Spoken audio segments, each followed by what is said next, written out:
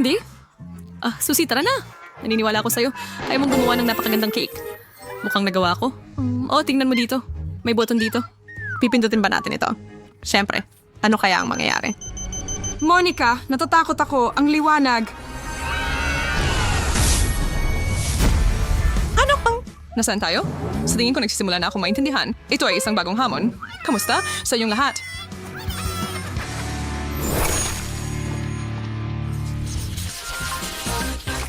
Ano ito? Sa akin ba talaga itong cake? Huwag mag-alala, kasing liit lang rin ang akin. Hindi ko talaga gusto ang challenge na ito sa ngayon. Tingnan natin kung ano ang makukuha ko para sa dekorasyon. Makulay na Nutella, hindi masamang spin. Nagsisimula na akong gumaan ng pakiramdam. Monica, tingnan mo kung gaano karaming garapon ng narito. Hindi ko alam kung saan magsisimula. Ang lahat ay sobrang liwanag at maganda. Sa tingin ko, kukunin ko ang dilaw na Nutella. Pero natatakot ako na kailangan ko ng magnifying glass para makapag-drawing ng kahit ano. Hindi mo makikita ang cake ko nang wala yun. Ayos lang ako. Tingnan mo kung gaano kaganda ang nangyayari. Sa tingin ko, kailangan kong magdagdag ng mas maraming kulay. Nakapasok ako dito. Nakakaaliw na ideya. Maganda, pero halos hindi ko makita ang pattern. Tumingin ka ng mas malapitan, Monica. Siguradong hindi mo ito pagsisisihan? Isa itong tunay na obra maestra. Sa tingin ko, mukhang napaka-cute nito. Nagawa ko na. Ngayon ikaw naman. Pinaiikot ko na ang gulong. Ang mga gummy eyes ay maganda. Napakaswerte ko. Wow! Ang laki ng mata! Hindi ko ito inaasahan. Tingnan mo, Susie. Nakakatawa, hindi ba? Well, oras na para ilagay ito sa cake ko. Dinurog ko ito. Huwag mag-alala, Monica. Sa susunod, tiyak na mas magiging maayos ang mga bagay. Susubukan kong pasayahin ang sarili ko sa pagkain. Hindi masama. Pero naiinis pa rin ako. Kawawa naman. Tiyaga lang. Hangal na gami na mata, sinisira ang lahat. Monica, kailangan mong maghanda at magpakatatag. Hintayin mo. Eto, hawakan mo ito. Salamat, Susie. Magagamit ko ito. Gusto kong makita ang hitsura ko. Walang anuman. Sa wakas, napakalma ko na siya. Ngayon, maaari ko nang i-enjoy ang aking cake. Anong bangungot? Wala na ang aking makeup. Kailangan kong magdagdag ng higit pang pulbos. Hindi, iyan. Pakiramdam ko ay babahing ako. Oh, hindi. Lumipad palayo ang cute kong cake. At kasalanan mo ito, Monica. Wala na akong dessert. Anong malas? Ito ang pinakamasamang araw ng buhay ko. Pasensya na. Hindi ko sinasadya. At nasaan ang mga cake natin? Siguro kailangan muna nating paikutin ang ruleta. Ikaw ang magsimula. Subukan natin. Wow, nakakuha ako ng KitKat! Ngayon, hindi mo na kailangan ng cake para dito. Saan na nga ba yan? Ang daming bars. Hindi ko na mabilang lahat. May buong tori dito. Monica, ang swerte mo. Ako na ang iikot ngayon. M&M's? Wow, pareho tayong magandang nakuha. Gusto kong makuha ang candy ko. Oh, wow. Hindi ko ito inaasahan. Pero nasan yung mga cake natin? Wala pa rin dito? Naririnig mo ba yon? Wow! Ang laki ng cake! Kurutin mo ako, Monica? Nanaginip lang ako siguro.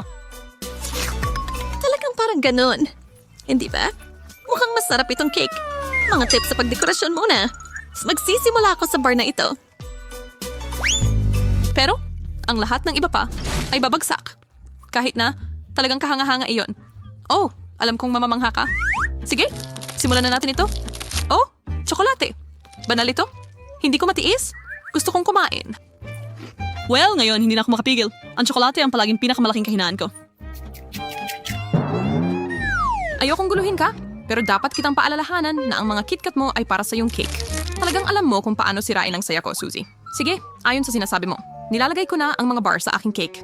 At alam mo ba, ang ganda ng kinalabasan. Sigurado akong magugustuhan ko ito. Tingnan mo kung gaano kaingat inilalagay ang mga bar isa-isa. Mukhang perpekto. Sa tingin ko, tinatalikuran ko ang dapat kong gawin bilang panadero.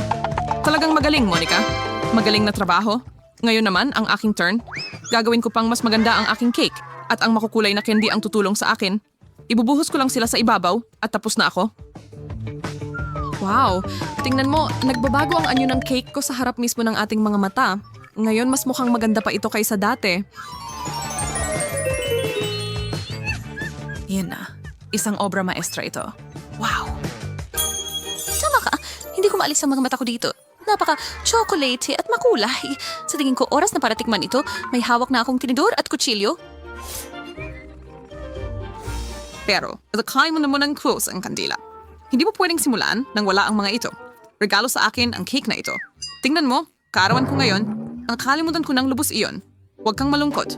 Ito ay pagdiriwang. Monica, ano nangyari sa'yo? Heto, kunin mo ito. Sana magpasaya ito sa'yo. Tada! Hindi ko kailangan ng bagay na ito. Gusto ko ng cake. Gusto mang nagswayakan. Tignan mo kung paano kigana ang pagkakasindi ng mga kandila. Mga kandila, salamat sa pagbibigay ng ideya. Anong nangyari? Bakit ko siya gustong palakarin sa mami ko? Mukhang mag-iisang taon na si Suzy.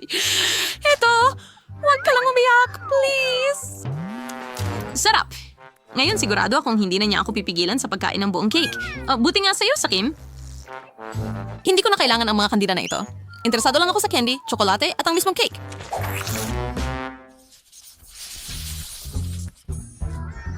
Wow, ang ganda ng mga cake na ito. Parang nalalasahan ko na. Handa na akong umikot.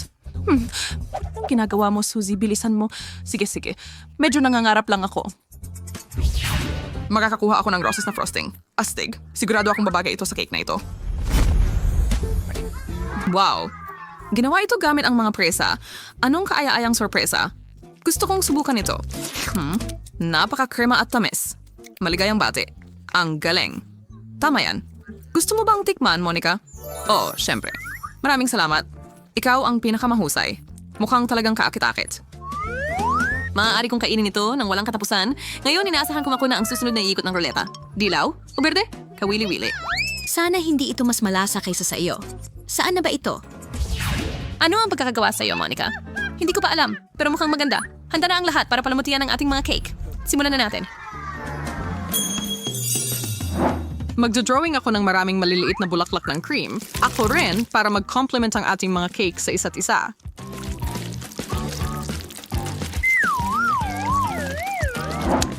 Oh, wow. Parehong maganda sila. Alam ko na kung saan ito patungo, pero sa tingin ko may kulang. May ideya ako. Kailangan nating magpalit para matapos ang pagdekorasyon. Napakagaling! Kaya mas magiging maganda at makulay sila. Umepekto na. Hindi ko sapat ang saya ko dito. Tingnan nyo kung gaano kaganda ang mga bulaklak. Hindi ito madaling gawin, pero nagawa natin. Panahon na para sa matamis na gantimpala sa ating mga pagsisikap. Tikman na natin ang ating mga cake. Game ako. Nakakuha na ako ng malaking piraso. Diyos ko, ang lambot. Ang cake ko ay natutunaw lang sa bibig. At sa akin din, ang daming icing nito. Sarap! Susie, may mali! Nag-aapoy ang buong bibig ko. Pati sa akin, hindi ko maintindihan. Ang hapdi... Ano yon? Bakit biglang naging maanghang? Hindi ako sigurado. Pero baka sa frosting mo, hindi natin nalaman kung ano ang laman nito. Baka tama ka. Tignan natin. Ay nako, Monica, iyon pala ay wasabi. Ngayon malinaw na kung anong nangyari sa atin. Nakakadiri. Oo, sana tinignan ko na agad.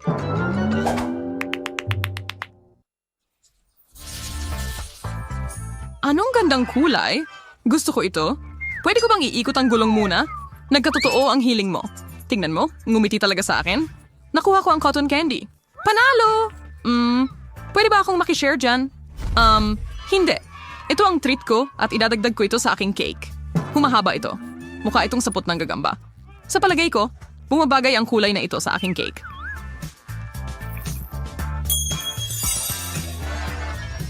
Pasensya na, Susie, pero kailangan kitang turuan ng leksyon. Dapat laging nakikibahagi sa mga kaibigan. Lahat ng tubig sa iyong cotton candy. Ngayon, ang natira na lang ay isang matamis na putik. At ngayon, para sa... Ano ang nangyari? Saan napunta ang cotton candy ko? Monica, ikaw ang may gawa nito. Ibigay mo yan sa akin. Anong ginagawa mo? Tumigil ka. Tama na yan. Tas ang basa ko? Hindi cool. Hindi mo kailangang hawakan ng cotton candy ko. Hiniling mo ito. Buti na lang, may natira pa sa akin. Ipagpapatuloy ko ang pagdekorasyon ng aking napakagandang cake. Talagang napakaganda. Gustong gusto ko ito. Ang cotton candy ay ang pinakamahusay. Hindi ko ito matanggihan. Halos tapos na. Oo, mukhang maganda. Nakakaingit talaga. Sigurado akong di ako bibiguin ng lasa. Ang cotton candy at frosting ay tamang-tama para sa matamis na kalangitan. Karapat-dapat ang dessert na ito para sa mga pinakamahusay na pastry shop sa mundo. Tingnan mo naman, Susie. Wow, ang laki ng bigote. Ang pinakamagandang bahagi ay matamis ito at pwede kong kainin. Halos nakalimutan ko ang aking cake. Ang dami pa. Busog na busog ako. Papatayin ko para maging ikaw ngayon. Mangarap ka na lang, Monica. Pero pasensya na. Talagang hindi mangyayari yan ngayon. Meow. Hindi ko kayang umupo lang dito at panoorin kang kumain. Ang hirap huminga. Halos pumutok na ang tiyan ko. Mabuti naman at tapos ka na. Ako naman. Yehey! Nagkakaroon ako ng sprinkles at nandito na sila. Bakit kailangan nating subukan ng ilan? Sigurado akong napakahusay ng mga ito. Oo nga, ang tamis. Kailangan kong ibuhos lahat ng sprinkles ko sa cake at pagkatapos ay magiging sobrang perpekto na ito. Ginagawa ko na. Ang galing ko! Siguro oras na para tumigil. Hindi na makita ang cake mo. Oh! Sprinkles? Pwede ko ring tikman ng ilan. Napakaganda nito. Mas maganda ito kumpara sa cake mo, Susie. Meow! Hindi na ako makapaghintay na subukan ito. Oh, Diyos ko. Ang cake ay natutunaw sa iyong bibig na parang matamis na ulap at ang palaman ay kay sarap ng pagkakakrunch. Iyan ang tinatawag kong balanse ng lasa. Imposibleng huminto. Meow! Nakikita kong masaya ka. Hindi ko alintana kung subukan yan. Siyempre, kuha ka. At ano ba ito? Dahil sa'yo, puno ng frosting ang mukha ko. Hindi ko ito mapapalampas, Monica. Kailangan nating mag-ayos ng sabong pagkain. Ano ang ginawa mo? Sobra na yan! Sa tingin ko, masaya talaga ito. Sa totoo lang, bagay sa'yo ang kulay rosas. Ang matamis at magandang hamon na ito ay nagwakas na. Kung nagustuhan mo ang mga cake ng aming mga babae, i-click ang like button na yan lang para sa ngayon. Hanggang sa muli.